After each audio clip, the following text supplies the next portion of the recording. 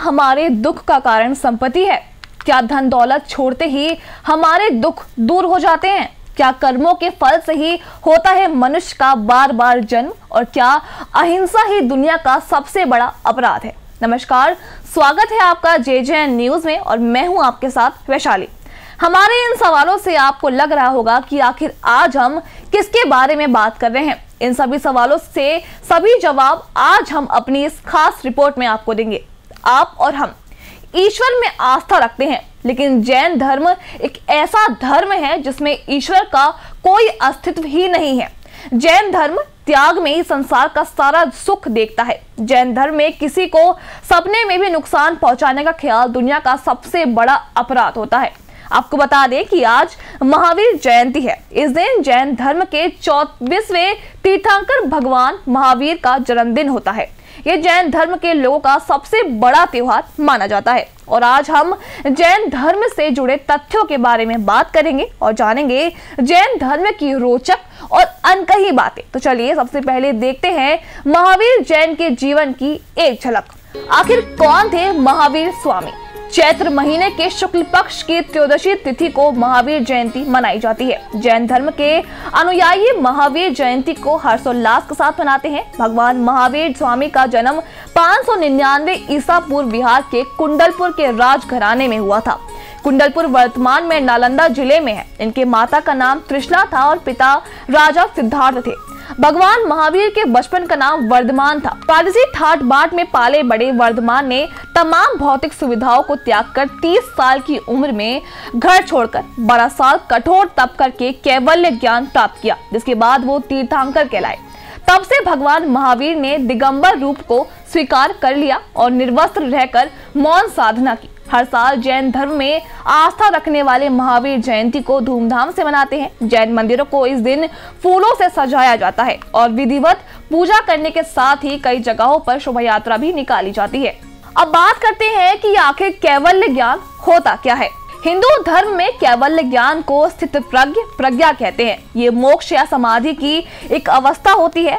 समाधि समयातीत है जिसे मोक्ष कहा जाता है। इस मोक्ष को ही जैन धर्म में कैवल्य ज्ञान और बौद्ध धर्म में संबोधि और निर्वाण कहा जाता है। योग में इसे समाधि कहा गया है। महावीर स्वामी ने कैवल्य ज्ञान की जिस ऊंचाई को छुआ था वो अतुलनीय है। ऐसा कहा जाता है कि भगवान महावीर जैन धर्म के संस्थापक नहीं, प्रतिपादक थे। उन्होंने शमण संघ की परंपरा को एक व्यवस्थित रूप दिया। भगवान महावीर ने 12 साल तक मौन तपस्या और गहन ध्यान किया। अंत में उन्हें कैवल्य ज्ञान प्राप्त हुआ। कैवल्य ज्ञान प्राप्त होने के बाद भगवान महावीर ने जन कल्याण के लिए शिक्षा देना शुरू किया। तो आइए जानते हैं जैन ग्रंथ के अनुसार इससे जुड़े कुछ रोचक तथ्य। प्रत्येक धर्म और संस्कृति के अपने अपने रीति रिवाज होते हैं और परंपराएं होती हैं। जैसा जैन धर्म में कहा गया है, अहिंसा परमो धर्म। आपको बता दें कि जैन धर्म के लोग अहिंसा में विश्वास रखते हैं। उनका मानना है कि हिंसा का कोई भी कार्य उनके लिए बुरे कर्म का कारण बनेगा।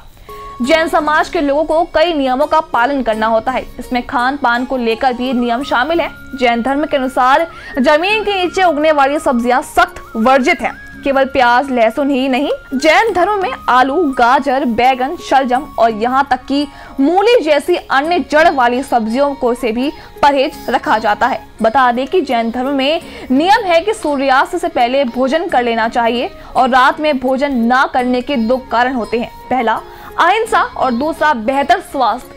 उनके अनुसार जिन कीटाणुओं को हम सीधे नहीं देख सकते वे रात में तेजी से फैलते हैं। ऐसे में सूर्यास्त के बाद उचित और स्वच्छ भोजन पेट में प्रवेश नहीं करता है। यही वजह है कि रात के समय भोजन को जैन धर्म और आयुर्वेद में वर्जित बताया गया है। जैन धर्म में 2 तरह के पंथ हैं, श्वेतांबर और दिगंबर। दोनों ही पंथों के साधु और साध्वियों दीक्षा लेने के बाद कठोर जीवन जीते हैं। वो सही मायनों में मर्यादित और अनुशासित जीवन जीते हैं, जिसमें किसी भी तरह के भौतिक और सुविधापूर्ण संसाधनों का इस्तेमाल नहीं करते। और श्वेतांबर साधु और साध्वियों शरीर पर केवल एक पतला सा सूती वस्त्र धारण करते हैं। दिगंबर साधु तो वस्त्र भी धारण नहीं करते। हाँ, इस पर जैन पंथ की साध्वियों जरूर एक सफेद वस्त्र वस्त्र साड़ी के तौर पर धारण करती हैं। कड़ाके की ठंड में भी वो इसी तरह के वस्त्र पहनते हैं। दिगंबर साधु तो बर्फीले ठंड में भी कोई वस्त्र किसी हालत में नहीं पहनते, लेकिन श्वेतांबर साधु और साध्वियां अपने साथ रहने वाली 14 चीजों में एक तंबली भी रखते हैं जो बहुत पतली होती है।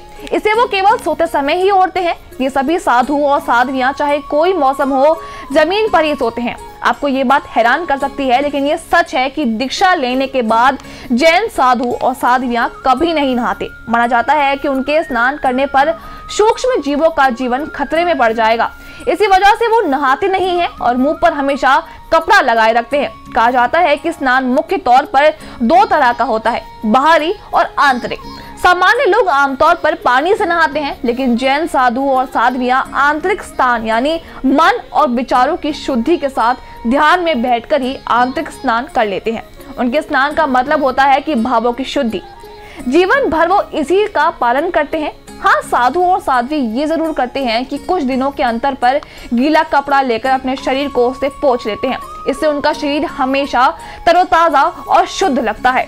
अब हम बात करते हैं महावीर जयंती के महत्व की। भगवान महावीर ने मोक्ष प्राप्त करने के लिए मनुष्यों के लिए 5 नियम स्थापित किए, जिन्होंने पंच सिद्धांत के नाम से जानते हैं। ये 5 सिद्धांत हैं: अहिंसा, सत्य, अस्तेय यानी चोरी नहीं करना, अपरिग्रह यानी विषय और वस्तुओं के प्रति लगाव न होना, ब्रह्मचर्य का पालन करना। बता दें, देश के कई राज्यों में घूमकर महावीर स्वामी ने अपना पवित्र संदेश 5 सिद्धांत के लोगों को अवगत कराया और उनकी शिक्षा से तत्कालीन राजवंश खास प्रभावित हुए और कई राजाओं ने उस समय जैन धर्म को अपनाया और राजधर्म बनाया। बता दें, बिंबिसार और चंद्रगुप्त मौर्य का नाम इन राजवंशों में प्रमुखता से लिया जाता है, जो जैन धर्म के अनुयायी बने। ऐसा माना जाता है कि भगवान महावीर ने 72 वर्ष की अवस्था में पावापुरी में कार्तिक अमावस्या को मोक्ष प्राप्त किया। इनके मोक्ष दिवस पर घर घर दीपक जलाए जाते हैं। तो ये थी महावीर जयंती पर हमारी खास रिपोर्ट, और इस रिपोर्ट के बाद हम बस यही कहना चाहेंगे कि धन्य है महावीर महापुरुष, जिन्होंने अपनी कठोर तपस्या और ज्ञान से जैन धर्म को उजागर और नया जीवंत दिया। जैन धर्म की इन रोचक तथ्यों पर क्या है आपकी राय, हमें कमेंट करके जरूर बताएं। अभी के लिए मुझे दीजिए इजाजत, फिर मुलाकात होगी ऐसे ही स्पेशल रिपोर्ट्स के साथ। तब तक के लिए आप बने रहिए JJN न्यूज के साथ। धन्यवाद।